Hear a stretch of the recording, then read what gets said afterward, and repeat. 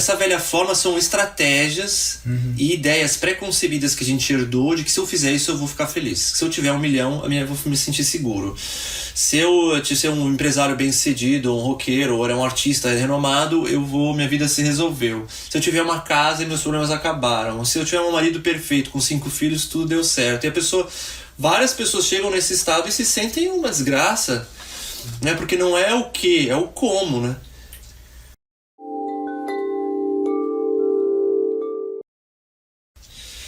Então, bem-vindo a vocês que estão aí, que vieram participar de mais um podcast aqui em Atmayur, uma comunidade intencional internacional, e hoje a gente vai estar conversando sobre um tema muito interessante, que é o desafio de deixar para trás, deixar ir o apego, a forma de viver, a velha forma de viver do mundo que está se derretendo, para viver uma nova forma, a forma do eu livre, do eu verdadeiro.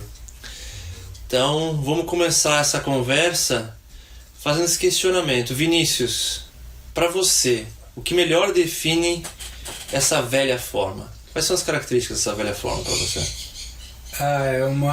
É uma identificação com tudo aquilo que se foi apresentado na tua vida desde o início, assim, né? E tu não consegue se desidentificar, né? É uma velha forma, é como o mundo veio te moldando, te formando, e tu olha pra isso e tu pensa, o mundo veio te moldando, te formando, e tu olha pra isso e tu pensa, isso sou eu, sem pensar que existem outras possibilidades, assim, né? Então, os condicionamentos. Exato, os condicionamentos de vida.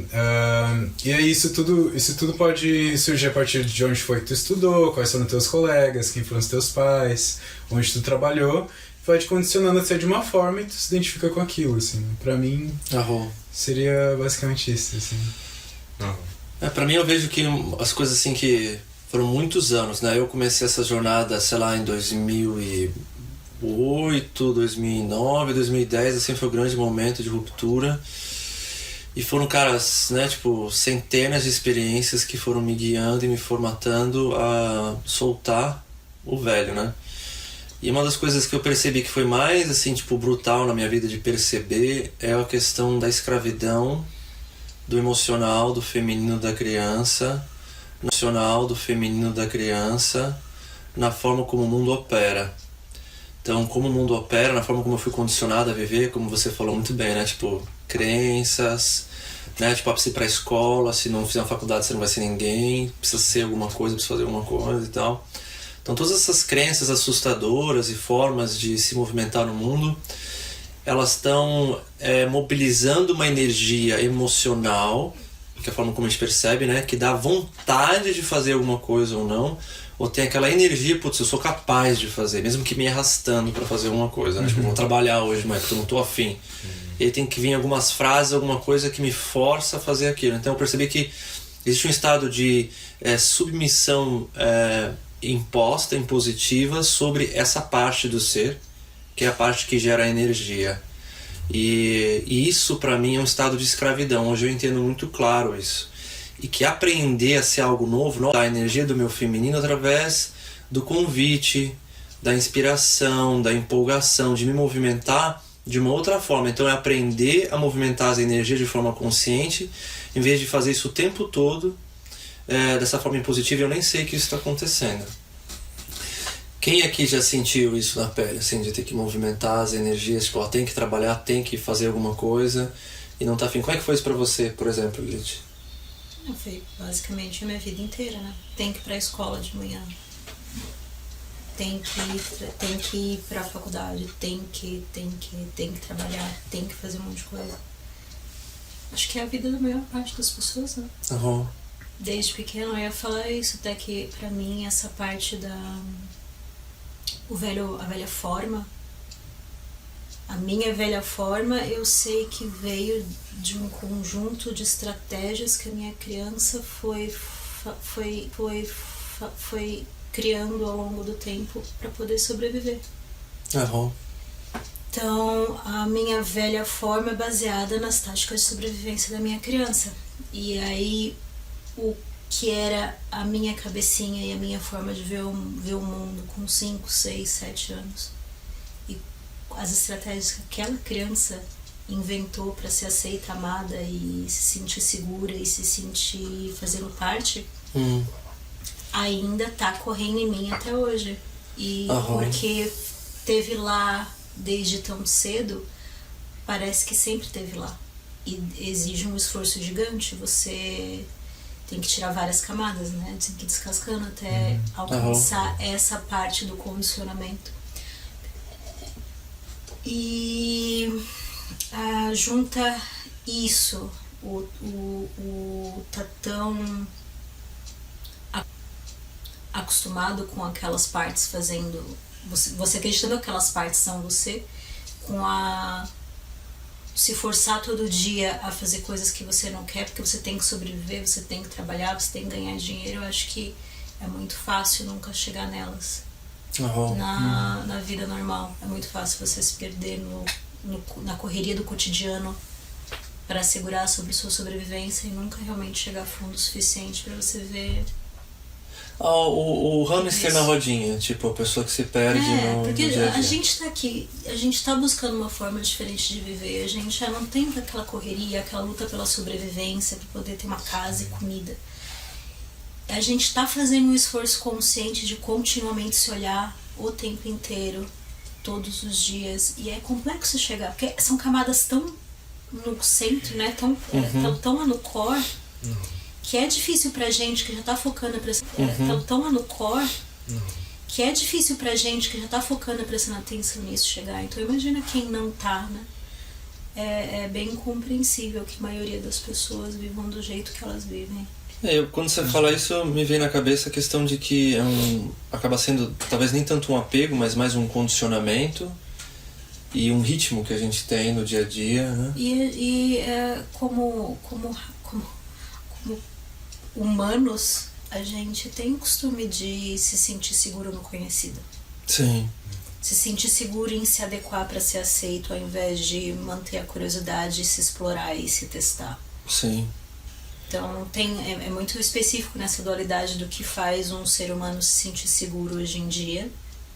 E o que faz se sentir seguro muitas vezes afasta a gente de quem a gente é de verdade. Sim, eu percebo que quando eu tô no mundo, eu sou convidado a viver da forma como as pessoas ao meu redor estão vivendo, né? E aí fica meio... Se eu tô dissoante, né? Que a gente vive numa comunidade. Então, aqui a gente está criando uma arquitetura nova, uma nova forma de viver. E a gente tem que fazer isso com atenção para não trazer atenção do velho mundo para dentro de cá, né? Tipo, de ficar se cobrando e ficar com medo e tenso como forma de se movimentar, né? Porque, tipo, basicamente foi isso que aprendi com o mundo. Ficar com medo, tenso, com alguma coisa que vai dar errado, que eu preciso fazer, né? Diálogos assustadores internos que me fazem movimentar. Então, não trazer atenção dessa forma para dentro do novo jeito. Mas aí a gente consegue de uma forma muito leve e gostosa, né? Que eu acho que a maior parte do tempo, né? É isso. Mas quando eu tô lá fora no mundo, eu percebo que existe as pessoas com esse diálogo, né? Então é quase como um convite a voltar a ver o mundo daquela forma, e se não estiver atento, a gente pode acabar tendo, como é que fala? Uma recaída de movimentar-se dentro das circunstâncias com essa energia. Yuri, você falou, né? Tipo, qual foi o desafio pra você encontra hoje ainda, que às vezes vem pra você? Como é que é pra você essa experiência? Pra mim foi muito aprendizado aqui. Eu lembro que meu início aqui, acho que no meu primeiro mês, teve um momento meu que eu queria ir embora, porque eu não me via capaz de bancar, né, esse modo de vida, a vida, né, e a vida verdadeira, né. Então, poxa, pensei, sei lá, ir para São Paulo, talvez tentar voltar para a escola, né, que eu tinha saído da escola, entrar numa faculdade, para mim ter uma vida, né, entre aspas, né, para mim poder existir, né, sobreviver. E acaba que isso sempre foi, né, um condicionamento, né, uma visão de mundo que a minha família carregava. Acho que muitas famílias carregam isso ainda pelo mundo afora. E foi interessante poder ver isso com o tempo, né, e ver que nossa vida não é isso. Ela é muito mais simples.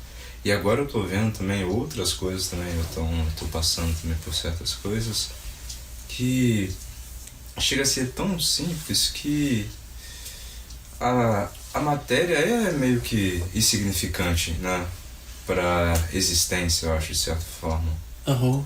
Porque, no final das contas, o que é necessário bancar é só a alegria e a presença, né?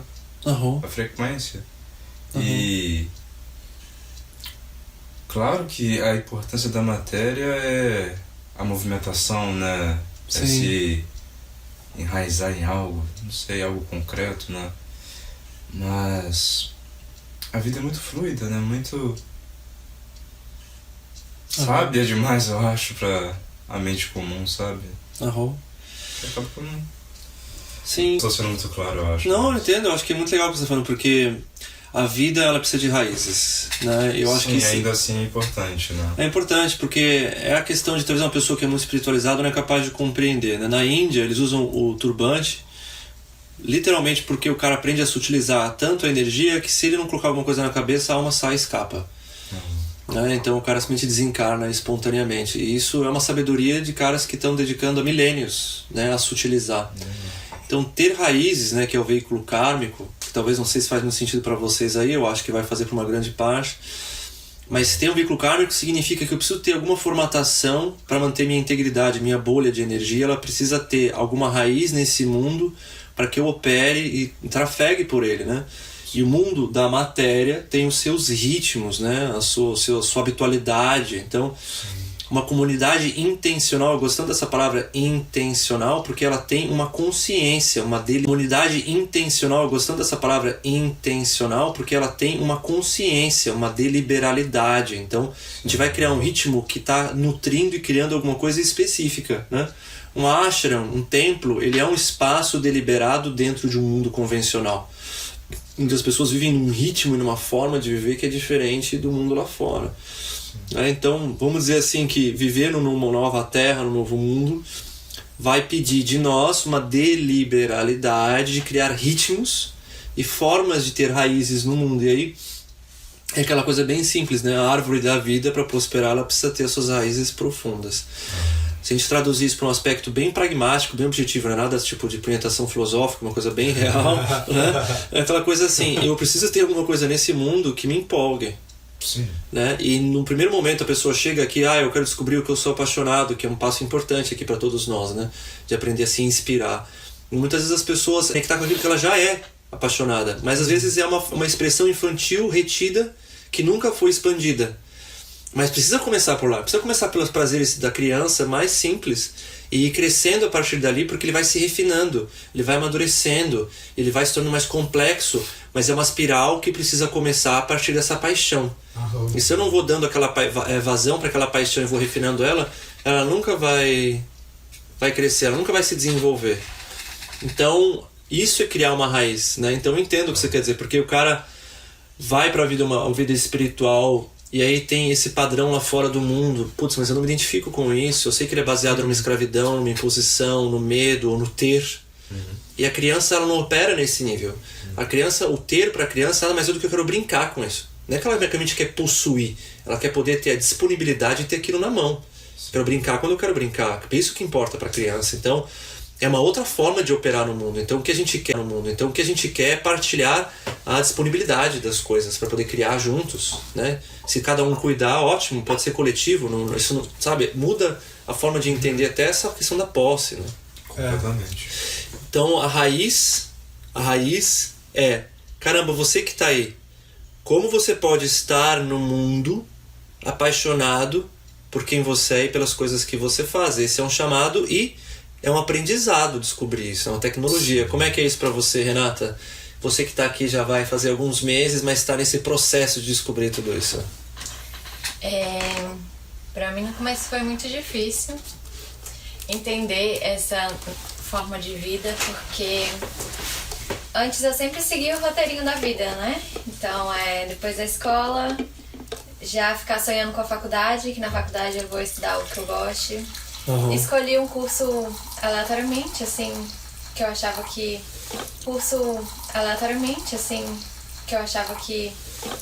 que ia ser bom, que eu ia ganhar dinheiro com isso. Então, me formei, comecei a trabalhar, sempre seguindo o roteirinho. Aí comecei a pós-graduação, uma coisa que eu falei também aleatória, que eu achei que eu poderia gostar. E aí me veio esse negócio, pera lá, tipo, eu tô fazendo tudo isso, mas eu não gosto de nada disso. Uau. E aí? Por que E eu tô agora? fazendo? E o próximo passo da vida era, sei lá, casar, ter meu próprio apartamento, alguma coisa. Seguiu o scriptzinho, né? O checklist total, o checklist, sem nem questionar, assim. E quando eu cheguei aqui, eu vi que não é assim, tipo, todo mundo... Os sonhos são considerados aqui, tipo, qual é o seu sonho, o que você gosta de fazer. E eu não sabia o que eu gostava de fazer. Porque eu sempre segui aquilo lá e pra mim, tipo, eu tinha que ser produtiva no meu trabalho. Eu trabalhava aquilo porque mandei mensagem falando que eu não sabia no que eu era boa, porque eu não me permiti experimentar coisas novas. E aqui eu tô aprendendo a ser uma criança novamente, a experimentar, a se divertir trabalhando, trabalhar em comunidade, em mutirão. Mas às vezes também é difícil porque eu tenho aquele condicionamento de não tô sendo produtiva o suficiente, porque no passado eu precisava ser produtiva todo dia. Então eu não escutava as minhas emoções. E agora eu vejo que a gente não precisa ser extremamente produtivo todos os dias. A gente precisa sentir o que a gente precisa naquele momento, naquele dia.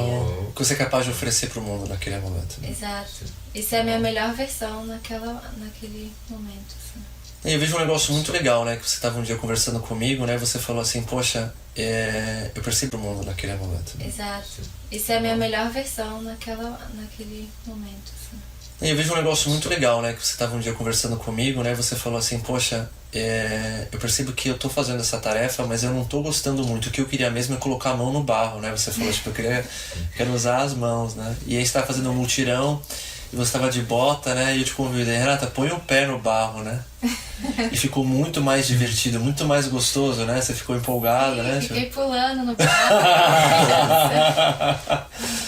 Não, mas você vê que como é importante a gente pegar essa coisa básica da criança e isso vai se aspiralando, né? Porque de repente esse lance de mexer na barro com as mãos, você descobre a sua capacidade de moldar e dar forma e isso vai crescendo e vai criando complexidade. De repente você descobre que você gosta de esculpir, de não sei o que, e de repente, nossa, desperta outras coisas e todos os insights que você vai ter esculpindo e dando forma, de repente vai te permitir daqui 5, 10 anos fazer uma coisa que não tem nada a ver com esculpir, mas que todo o gesto, você criar maestria no esculpir, sentir com as mãos, te dê um domínio e um insight, um entendimento sobre esculpir sonhos, esculpir pessoas, sei lá, de criar mundos, whatever que seja assim, mas que esse é o fio dourado, né, que a gente vai tendo insights com as coisas, mas é acreditar e seguir, confiar e descobrindo que aquilo tem algum segredo oculto, né, tipo, o que isso vai me revelar? Vinícius, você, por exemplo, que é um cara que tem grandes paixões e está descobrindo explorar elas de uma nova forma. Como é que tem sido essa experiência para você? Tem sido desafiador, né? Porque eu queria sempre começar pelo fim, né? Tipo, se eu queria, tipo, se eu vi uma foto de um cara lá no NetGeo, assim, que eu achei, nossa, olha, ele tirou a foto do gavião com as asas batendo na água, assim, ficou um negócio lindo. Eu já queria tirar aquela foto no próximo dia, entendeu? Eu queria já ser aquela pessoa que ele, né, na real, se fosse ver, o cara fez uma trilha de 4 horas pra chegar naquele lugar, pra ver aquela águia. Ele gosta de ver a natureza, de conversar com aquelas pessoas mais simples, conversar com o cara do Jeep que levou ele até lá. Tipo, eu não pensava nisso, né? Eu pensava só no final. E aí, quando eu tentava fazer aquilo, eu desistia, porque era inacessível e inalcançável, assim, né? E aí agora o meu desafio é olhar para essas coisas pequenas, tipo colocar a mão no barro, pé no barro, ou ir, sei lá, subir uma trilha, ou fazer as coisas bem simples, limpar um local, né? Que tudo isso faz parte do sonho maior que eu vou ter, qualquer um deles, né? Porque essas coisas são básicas. E começar a gostar disso, sim. De brincar com as coisas que as outras pessoas vão olhar e não vão dar importância. Mas eu tô dando importância. Entende? Que elas são os primeiros passos dessa jornada da minha criança que talvez não teve essa experiência, não teve essa guiança, sei lá, de um adulto ou de outras crianças, né? Assim, então é isso, assim, olhar muitas expectativas, né, sobre como vai ser, ao invés de curtir Deixar, o processo, assim. Sim, né? E o lance dessas expectativas, você percebe que tem um grande grau de desconexão, né? Porque a gente tá falando da Renata, ela tá vivendo uma experiência de conexão que vai crescendo e se expandindo e vai, né?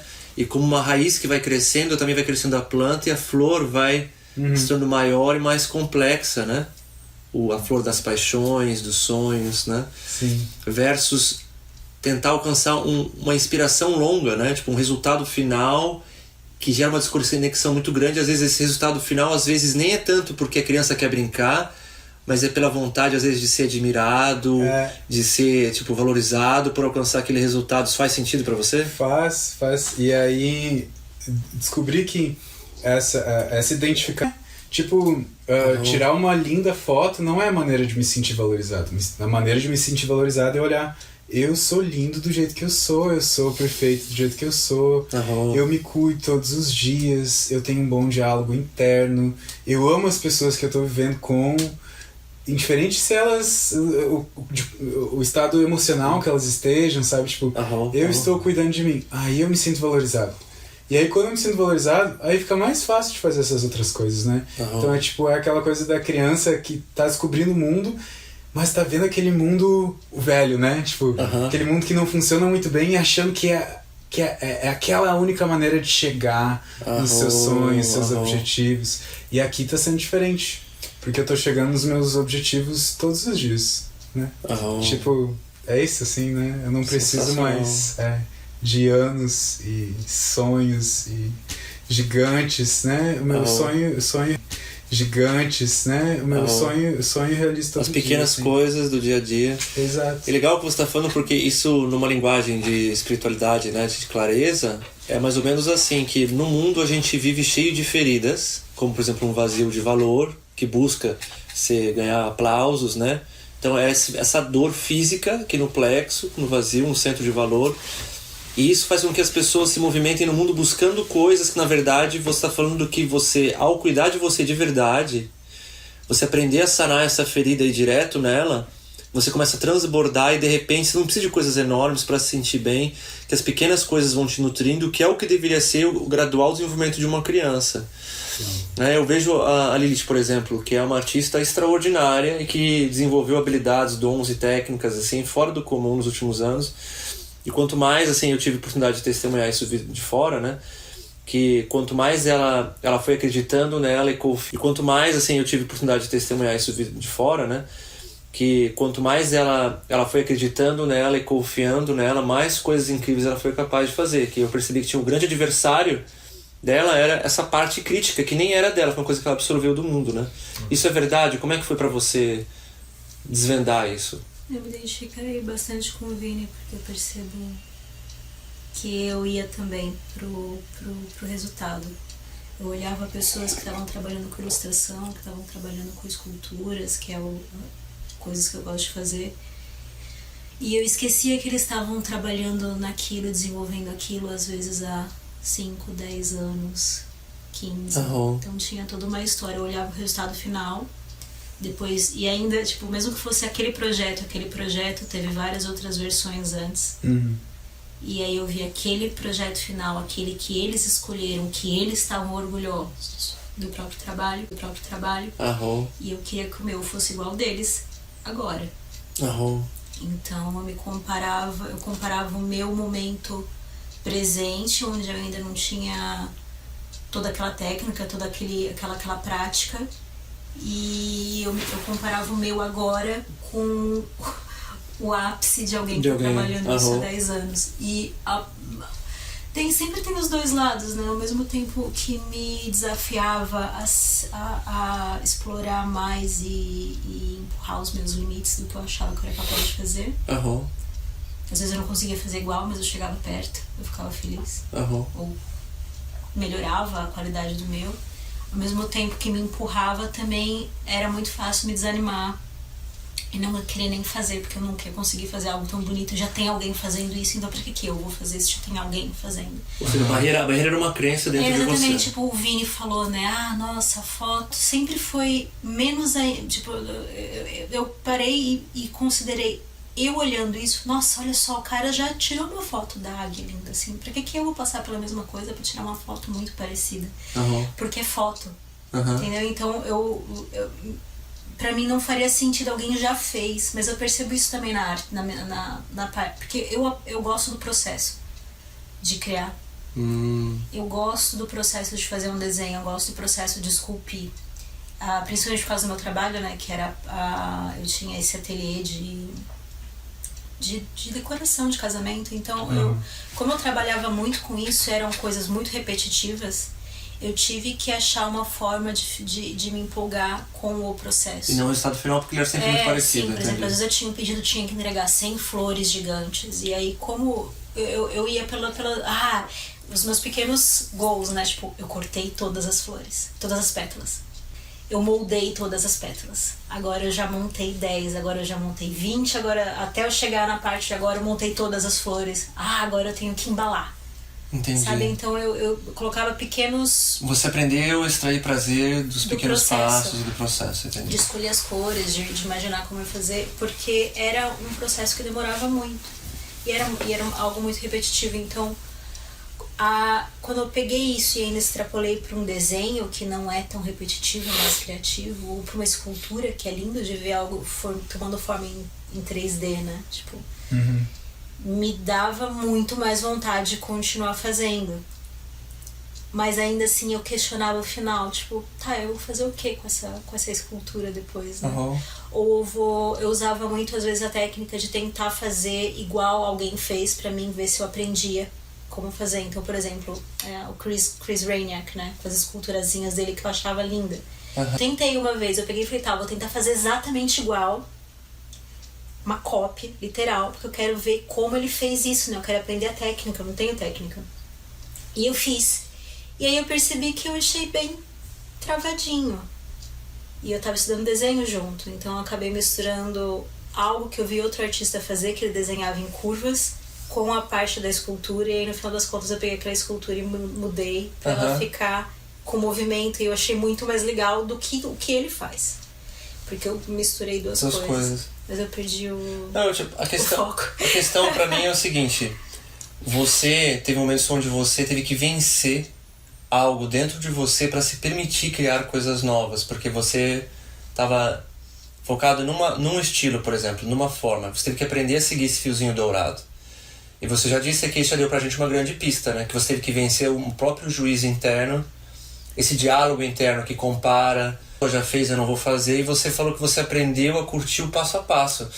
Que é a mesma coisa que o Vinícius falou também, né? De que hoje ele tá curtindo a experiência de estar vivendo. Ou seja, isso nos traz um chamado de que na vida a gente foi muito condicionado a ver assim, o artista famoso, aquele que deu certo, nossa, esse é o melhor, em vez de fazer pelo prazer de fazer. Então é aquela coisa assim, né? Eu faço música de meditação, né? Eu tenho já três álbuns, já lancei, tem outro que tá em processo de finalização. E tenho lá, sei lá, meia dúzia de gato pingado na internet que escuta aquilo no Spotify, entendeu? Se eu fosse fazer aquilo porque eu tô tendo algum tipo de renome, ou de fama, ou de retorno disso, eu pararia de fazer. Eu tô continuando fazendo, porque eu não tô fazendo porque eu tô esperando algo externo, grandioso, que vai validar o que eu tô fazendo. Foi bem que... Foi como a gente terminou o último episódio, né? Foi justamente falando que se fizer pra uma pessoa, que a pessoa fica no feliz, seja ele mesmo. É verdade. Já é uma vitória, né? Então é ter o prazer de fazer por fazer pra nós. E se isso for uma bênção pro mundo, que maravilha. Porque se a gente for olhar a fundo essa questão de dinheiro, de fama, valor, né? Valor é algo subjetivo que vem de uma pessoa que está dizendo eu valorizo o que isso você faz. Só que a gente tem um mundo que tem uma hipnose coletiva, que estabeleceu padrões e reverências de valor e aprendeu a consumir algo específico, que só aquilo tem valor.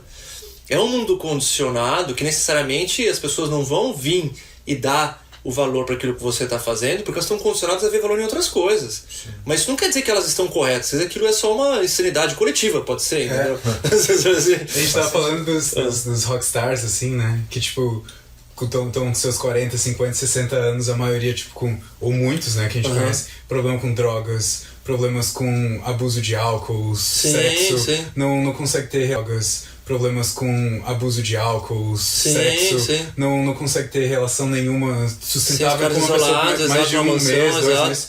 As bandas todas com briga entre os... E aí, tipo, chega pra um cara desse e pergunta, tipo, o que tu quer, né? Talvez ele só quer se sentir como a gente se sente, né? Sim, mas não tem uma exato. TV na casa dele passando a nossa meditação diária, não sei o que. Claro, mas se a gente tivesse uma TV aqui, teria o Rockstar lá no único momento de ápice, talvez, do seu dia, que é quando ele tá lá tocando, e a gente fica projetando aquilo, né? Então, tipo, talvez aquela pessoa queira viver como a gente e a gente nem sabe. Sim. E aí fica nessa... Que é essa experiência. Pegar um recorte de alguém no seu momento de ápice e achar que por causa daquilo aquela vida é bonita ou feliz, e não é. Se fosse assim, minha vida seria perfeita. Só fazer uns cortezinhos ali, tipo... Não, e vamos pensar o seguinte, né, cara? Acho que foi Van Gogh, né? E tem outros tantos, né, artistas extraordinários da humanidade que eles não foram reconhecidos no seu tempo. Sim, e que hoje eles são idolatrados da humanidade, que eles não foram reconhecidos no seu tempo. Sim, e que hoje eles são idolatrados como incríveis referências, e são mesmo seres extraordinários, com uma arte extraordinária, mas que aquele momento o valor do mundo, o valor coletivo, não estava valorizando aquilo que eles estavam fazendo, e honestamente não é essa a questão, né? É isso que a gente está percebendo aqui. Sim, que não é importante o que o valor coletivo está vendo, porque o que importa é aquilo que eu estou fazendo, aquilo que a gente está criando, está nutrindo o meu ser, está em ressonância com o que flui espontaneamente. Então eu tô seguindo esse fiozinho dourado. Eu vi um vídeo outro dia de um ator famosão, não lembro quem era agora. Mas um desses bem, tipo, tá toda hora fazendo filme em Hollywood, não sei o quê. E ele falando que muita gente vê ele na rua e fala, nossa, eu quero ser que nem você, eu quero ser ator que nem você, tal, não sei o quê. Que ele começou a se questionar porque ele via as pessoas falando que elas queriam ser atores ou atrizes, mas ele ficava... Até a hora que caiu a ficha, ele começou a perguntar de volta. Até a hora que caiu a ficha, ele começou a perguntar de volta: você quer ser ator? Ou você já tá atuando? Você já tá trabalhando? O que você tá fazendo? Ou você quer ser uma celebridade? E ele começou a perceber isso, tipo, porque se você tá atuando, mesmo que seja uma peça pequena, você já é um ator. Se você tá trabalhando com alguma coisa, você é um ator, você já é um ator. Mas as pessoas queriam reconhecimento, a celebridade, elas queriam outras pessoas reafirmando e dizendo que elas têm valor. Sim, ou seja, existe uma estratégia muito associada à ferida, e essa própria linguagem que a gente está falando aqui, para nós é muito claro porque a gente trabalha isso diariamente, mas para você que está aí, é que a gente tem uma clareza muito grande que a maior parte das coisas que a gente faz na vida vem de um condicionamento de tentar lidar com dores e feridas que a gente não quer experimentar e sentir no corpo porque é desconfortável. E o nosso ego, a nossa personalidade desenvolveu estratégias, ou seja, formas de aliviar essa sensação de dor na região aqui do estômago. Aí vem uma estratégia, por exemplo, de se imaginar famoso e dar um alívio, ou de não, eu vou ser bem sucedido, eu vou conseguir, né? Ou seja, deixa eu fazer uma coisa que alguém vai dizer, legal, você é uma boa pessoa, legal o que você fez. Então, tem várias formas diferentes que as pessoas buscam suavizar essa sensação de desconforto, né? Como ele acabou de falar, no caso a pessoa dizer que ia ser uma celebridade, que no fundo o que ela quer é ter a fama, mas aí vem os processos de ilusão do própria celebridade, né? Como a Lady Gaga, que já vi, né, uma entrevista dela onde ela se odiava, ela não curtia quem ela era, resolveu criar um personagem de propósito, de forma muito consciente e deliberada, e ela decidiu que aquele personagem ia ser famoso, e ela conseguiu em um ano ser uma das maiores personagens do planeta em questão de fama. Sim. E depois de um ano, alguns já estava lá famosa, ela se sentia ainda miserável. E é terrível, e ela começou a tomar antidepressivo e remédios e tal. E ela largou tudo aquilo que ela estava sendo guiada a fazer e resolveu começar a fazer meditação. E foi aí que ela descobriu que ela começou a encontrar alguma meditação. E foi aí que ela descobriu que ela começou a encontrar algum nível de satisfação e prazer na vida dela de verdade. E tá em paz com o que ela era. Pois é, então você percebe que ela tentou seguir a estratégia dominante e um exemplo raro de alguém que foi extremamente bem sucedido. Conseguiu chegar lá. E descobriu que uma miséria continuava lá, ou seja, qual que é a sacada aqui de entender de que essas estratégias condicionadas, porque a gente está falando, desafio de deixar ir o apego à velha forma. Essa velha forma são estratégias e ideias pré-concebidas que a gente herdou de que se eu fizer isso eu vou ficar feliz. Se eu tiver 1 milhão, eu vou me sentir seguro. Se eu ser um empresário bem-sucedido, um roqueiro, ou um artista renomado, minha vida se resolveu. Se eu tiver uma casa, meus problemas acabaram. Se eu tiver um marido perfeito, com 5 filhos, tudo deu certo. E várias pessoas chegam nesse estado e se sentem uma desgraça, né? Porque não é o que, é o como, né? né? Porque pode ser que alguém que esteja nesse estágio, nesse papo, a Lady Gaga, por exemplo, hoje ela é ainda um fenômeno, ainda mais fodona, dizer assim, né? Fez filme, fez não sei o quê. Sim. Mas ela não é feliz e resolvida porque ela é famosa, tipo assim. Não é esse o ponto, é porque ela começou a meditar e encontrou uma conexão verdadeira com o espírito dela e teve tempo e espaço para desenvolver isso. E de certo aliviou e abdicou da agenda dela de tocar toda semana em um estádio diferente, certo? Ela mudou, fez menos, né? Tipo, mudou o ritmo de vida. Com certeza ela ainda não é feliz o tempo inteiro. Claro, né? né? Resolvida o tempo inteiro. A gente cria esse... É quase como se fosse um filme. A gente tira uma foto do filme no melhor momento e a gente acredita, porque culturalmente foi falado que então tem que ser aquele melhor momento do filme o tempo inteiro. Não é? Sim. Tem todos os altos e baixos, tem todas as... Sim, a roda de Sansara, né? A vida é feito de... A gente vai mudando ao longo do tempo. Cada experiência nova, cada lugar que a gente visita novo, cada pessoa que a gente conhece, muda a gente. A gente vai mudando ao longo das experiências. Então, o que fazia sentido um ano atrás pode não fazer sentido hoje. O que faz sentido hoje pode não fazer sentido daqui a um ano. E muita gente se sente inseguro com essa ideia, ao invés de empolgado para se descobrir mais e de curiosidade de, nossa, então como vai ser. Às vezes eu percebo que possibilidades infinitas assustam as pessoas. Em vez de inspirar maravilhamento, inspira insegurança. E eu só me veio na cabeça agora, então eu não questionei, tipo, da onde vem isso, né? De que potencial ilimitado assusta ao invés de empolgar. É porque ele não é previsível, né? Ele é desconhecido e aí a criança que não... Porque a nossa criança não foi acostumada a confiar. A gente não nasceu no mundo e disse assim, ó, meu filho, saca só, se você confiar absolutamente em você, tem uns tais de guias que vão bater no seu ombro e vou dizer, ó, faz isso, faz aquilo, que tudo vai dar certo. A gente não foi ensinado a escutar o plano sutil, onde os caras já manjam de tudo e vão sempre estar nos apoiando, que é a nossa realidade atual aqui. A gente não foi ensinado de que a confiança vem de dentro, né? Que se eu confiar e se eu tiver num estado de impecabilidade tudo vai dar certo, que nem aqueles caras lá nos Estados Unidos, né? Que são picados por cobra, tomam remédio, tomam, né, arsênico, e os caras não acontece nada com os caras por causa da fé, que já foi estudado cientificamente e tipo, é real, né? Os caras conseguem, porque eles têm uma fé, uma confiança absoluta, né? E tudo dá certo, tudo funciona para eles. Então, vamos dizer que essas pessoas têm medo do desconhecido porque a gente não foi ensinado a ser assim. Eu não fui ensinado. Então é um exercício para nós constante, que não foi condicionado desde pequeno a confiar, a dentro de novas situações relembrar e dizer para si mesmo, confia, cara, confia. Então me parece que a gente está chegando num ponto de o desafio de deixar ir o apego à velha forma é entender que a velha forma tenta ficar tampando o vazio em vez de curar a ferida. Então, né, viver para ser o eu livre é aprender a mudar, sair dessa rodinha do hamster, né, e começar a curar a própria ferida. E a ferida primordial é a falta de confiança e fé na vida. De que sempre é seguro ser quem eu sou, e de que quem eu sou é maravilhoso como é, e que não precisa de nada além disso, que faz com que a gente siga um fiozinho dourado, como a gente está falando, né, de pequenas paixões e pequenas coisas, como pisar na lama e ter conexão com a terra, e que isso vai me levar. Que isso vai transformar.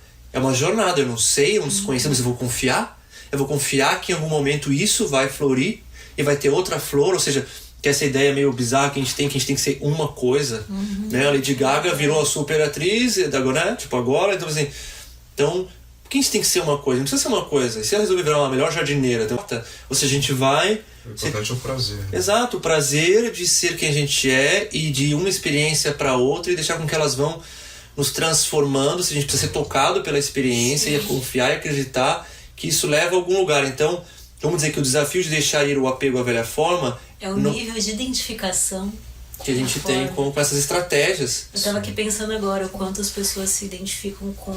Elas dizem que o que elas são é o que elas fazem.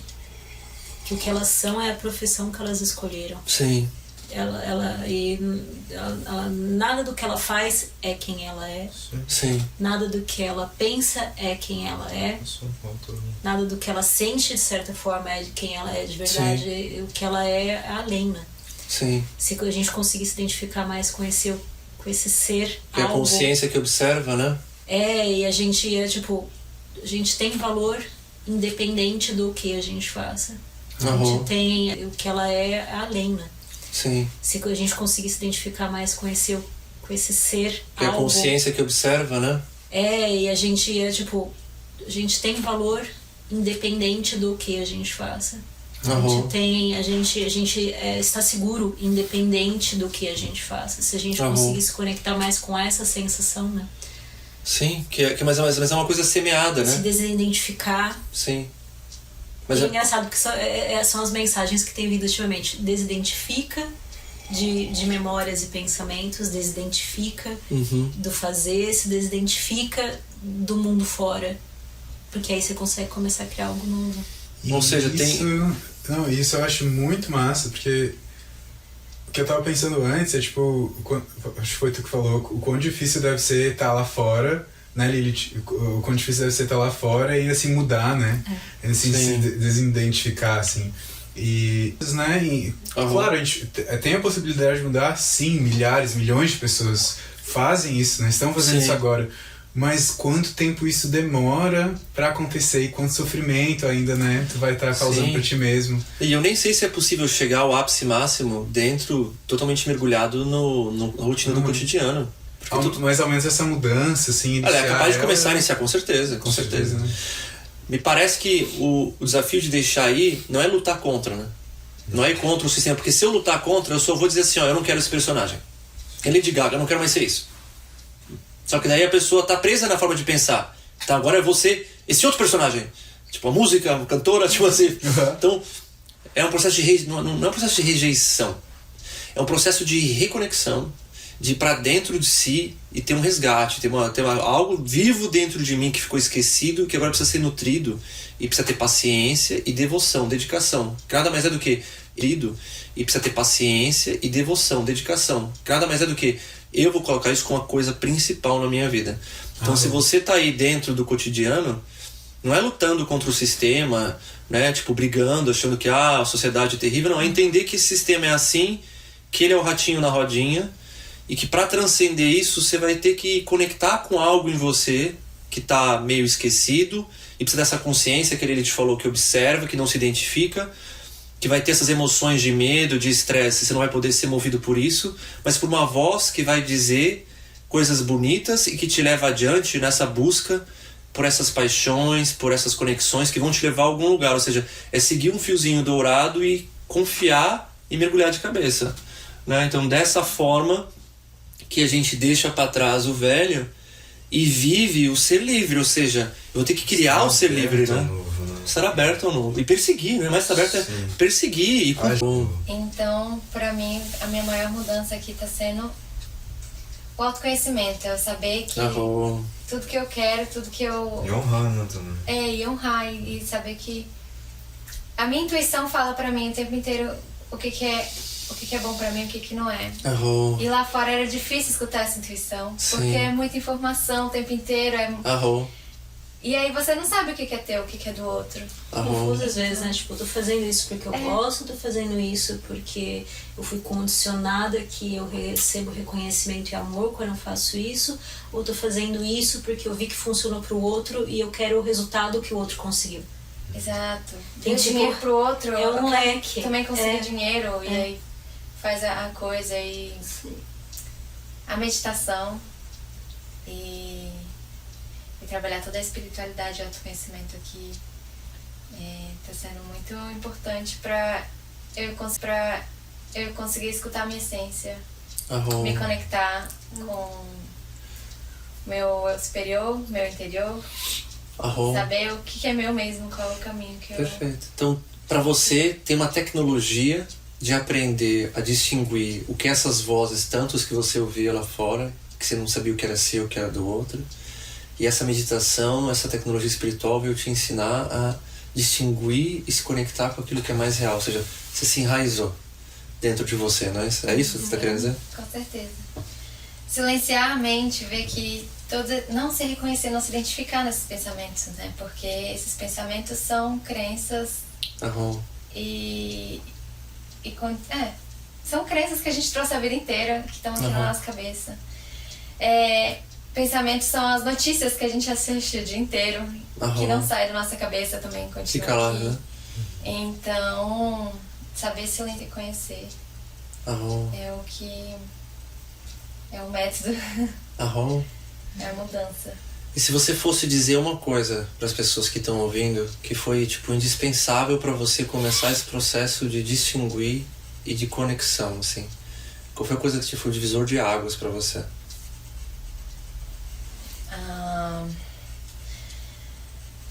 Foi eu saber que eu não sou esses rótulos que colocam na minha vida, que eu sou muito mais, então foi aprender a não me identificar. Não, e na verdade é constante, né? Estou aprendendo a não me identificar. Isso vai ser uma coisa que sempre vai estar lá, né? Percebendo e descartando aquilo que está desalinhado. É um exercício diário, saber que você é muito mais do que o que se passa na sua cabeça, aqueles rótulos. E teve algum passo nesse... Mais do que o que se passa na sua cabeça, aqueles rótulos. E teve algum passo nesse... Assim, algo que você tanto para me desidentificar é o mais importante, aprender a me desidentificar dessas coisas, desses rótulos. Teve algum passo que você deu que foi assim, tipo, isso fez diferença pra mim? Um passo que você falou, esse é um passo que eu dei, foi importante pra chegar aqui. A meditação. Meditação. 3 meses meditando aí. No começo eu achava que eu não ia conseguir meditar nunca. Foi Sério? o primeiro mês. Verdade. Assim. Eu falava, meu Deus, é muito difícil, mas agora eu vejo que é a consistência naquilo. A consistência, né? É a consistência. E quão importante a meditação se tornou pra você? É essencial. Hoje em Essencial. dia eu vejo que a gente consegue ancorar essa frequência mais elevada a partir da meditação. Que faz com que a gente mude a energia do dia, assim. E é isso. Yay! Eu? O que foi assim, tipo, primordial pra você, ou tá sendo pra você conseguir seguir esse ser livre, ser esse cara que tá numa nova frequência? Respirar. Foi respirar. Foi a primeira coisa que você chegou. Não, eu cheguei aqui. Eu tinha feito 21 dias de. 20, eu fugi um dia antes do outro voluntariado que eu fiz aqui, né? Primeira vez ano passado. Aí cheguei dessa vez aqui. Aí cheguei pro Sananda e tava assim: Sananda, aí aconteceu outra coisa, aí eu saía. E aí o Sananda disse: Meu, calma. Tá tudo certo, essas coisas não estão acontecendo agora. E era isso. Parecia que, tipo, por eu não ter finalizado os processos, ter tido finalização, assim, desfecho, né? Um desfecho, essa palavra. E com Sananda sobre aquelas coisas que eu não me sentia seguro o suficiente pra fazer quando eu tava sozinho. Porque eu não estava confiando em o que eu faria comigo mesmo. Você seria capaz de bancar com aquilo, exato. Exato. E aí ele disse pra mim: respira. E aí eu comecei a respirar e, cara, é tão bom. Mudou tudo, né, cara? Mudou tudo, porque é o tempo todo, cara. Respirar, sabe? Tipo, nossa. É incrível, né? Eu falei, tem a maestria sobre a respiração, cara. Nossa. Mas é tão simples, né, cara? Muda tudo. Mudou tudo. Eu queria ler 5, 10 livros pra desvendar a vida e tava todo o tempo aqui na respiração. Sensacional. Foi isso. Sensacional, obrigado. Lindo depoimento. Coisa tão básica que muda a vida de um ser humano. Respira. Sensacional. Hoje fala, né? Que a iluminação pode ser alcançada através da respiração. Tá na sua frente. Sim, né? E você, Lilith? Tá na sua frente. Sim, né? E você, Lilith?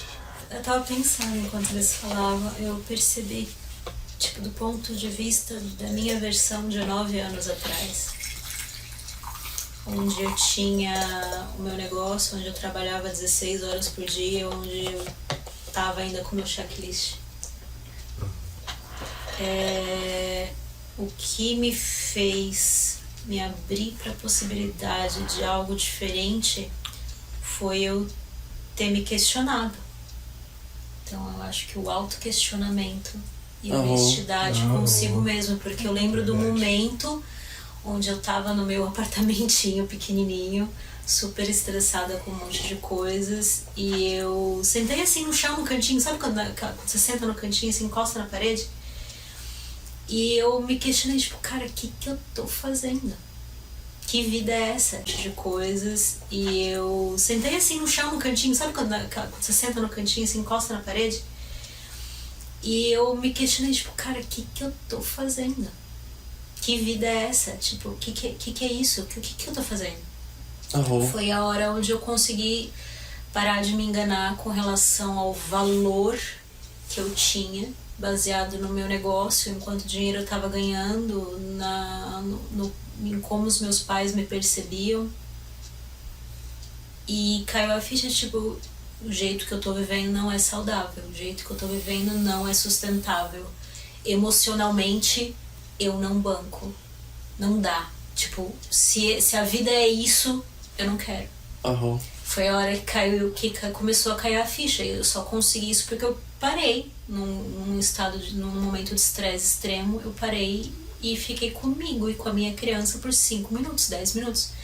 Que me permitisse ser honesta comigo mesma e falar, olha, isso por mais que tenham ensinado pra mim que a hora que eu tivesse todos esses tiquezinhos na lista eu ia ser feliz, eu não tô. E eu não tô nem bem. Então algo precisa mudar. Foi a hora que me caiu essa ficha, tipo, eu preciso, o que tá todo mundo falando que é a vida ideal não tá funcionando pra mim. Então... E aí foi o momento em que eu me auto-questionei e que eu fui honesta com relação a como eu realmente me sentia. Foi o que abriu a possibilidade pra mim buscar outras formas. Entendi. E então acho que pra quem tá escutando agora, se vive muito ainda imerso na sociedade que a gente existe hoje, eu diria para uma meia hora e se questiona e seja honesto. Sim. Consigo mesmo sobre... Sensacional. Então o questionamento honesto é a primeira porta. Mas eu vou adicionar uma coisa, porque você fez algo que talvez, não sei o quanto você é empoderada, tá? Que você assumiu um compromisso que é extraordinário de ir em busca de algo novo. Não sei se foi naquele momento, na verdade, mas... eu pedi ajuda, né? Sim. Foi naquele momento que eu lembro também de falar com algo superior e falar, tá, eu preciso de ajuda. Preciso de algo, de alguém, alguma coisa precisa acontecer na minha vida, porque assim eu não consigo. Então eu meio que abri uma porta. E o que aconteceu? Né? Eu conheci você. Mas eu lembro, porque eu lembro o que eu tô querendo dizer é, tem que existir a constatação. Sim. Começa no questionamento honesto. Exatamente. Perfeito. Você precisa se questionar e ser honesto com você mesmo sobre as respostas que você está se dando. Sim. Essa vai ser a porta, e o meu momento de atravessar a porta foi a hora que eu falei, eu preciso de ajuda, pelo amor de Deus. Algo a mais, universo, mundo. Sim. E o terceiro passo foi o compromisso que você assumiu. E o terceiro passo foi o beleza, já vi que não funciona mais, e foi extremamente desafiador cada passo ao longo do processo. E ainda é num nível completamente diferente. É muito mais suave hoje em dia, 9 anos depois. Mas ainda exige eu passar pelo desconforto de ser honesta comigo mesma de novo. O compromisso se sustenta, né? Você sustentado. Ao longo desses 9 anos, uma coisa que me ajudou muito é esse nível de honestidade. Eu preciso ser honesta comigo mesma. Não honesta pra falar de mim com os outros, necessariamente. Mas eu preciso ser honesta comigo mesma. Reconhecer o que tá acontecendo dentro de mim.